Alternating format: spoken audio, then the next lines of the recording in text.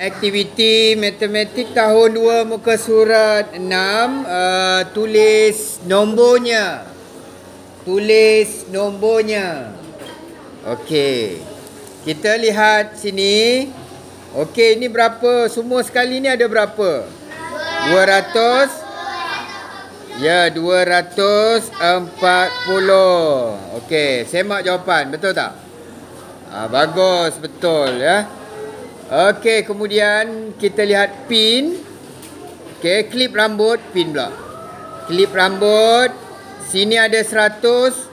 Kat sini ada 100, dah 200. Sini ada berapa? 1, 2, 3, 4, 5, 6, 7, 8. 200 berapa? 208. Okey. 208. Okey, baik. Seterusnya, kita lihat ni ada berapa ni? Sini ada 10. 10,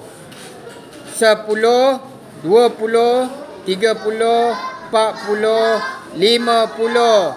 50 berapa? 1, 2, 3, 4, 5. 55. Senang ke? Betul ya? Okey, bagus. Okey, yang kat sini. Okey, seterusnya ni. Sini ada semua ni ada 100. Ada berapa? 100 dalam ni. Ini 100, ini pun 100. Jadi 200 berapa? 1, 2, 3. 31.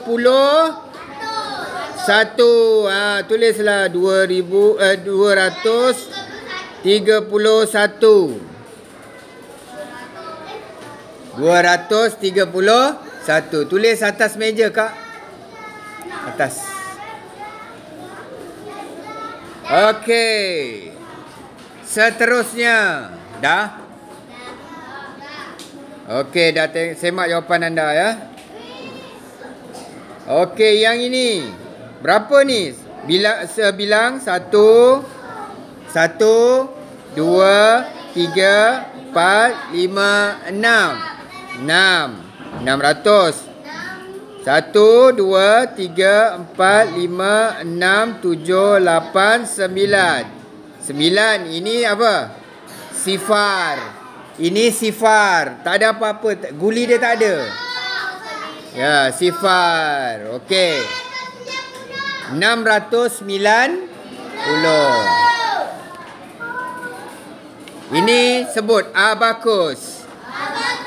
Abakus. Okey, nilai dekat atas ni 5. Ni pun 5, ni pun 5. Yang bawah ni semua 1, 1, 1. Okey. Sentuh. Bila sentuh dengan garisan tengah. Bila sentuh dengan garisan tengah, dia ada nilai. Okey, 5. Sentuh tak 5? Ini 3. 5 tambah 3 berapa? 8. 5, 6, 7, 8. Okey, 5 tak sentuh. Yang sentuh 2. 1, 2, 2. 20 berapa? Ini sentuh tak? Sentuh. 5 tambah 2. 5 tambah 2, 7. 7. Okey, 827. Okey. Okey, yang bawah garis nombor ni. Okey, 903. 904. Lepas nombor 4 apa? 905. Lepas 905, 906. 906, 907. 908. 909. Okey, itu saja.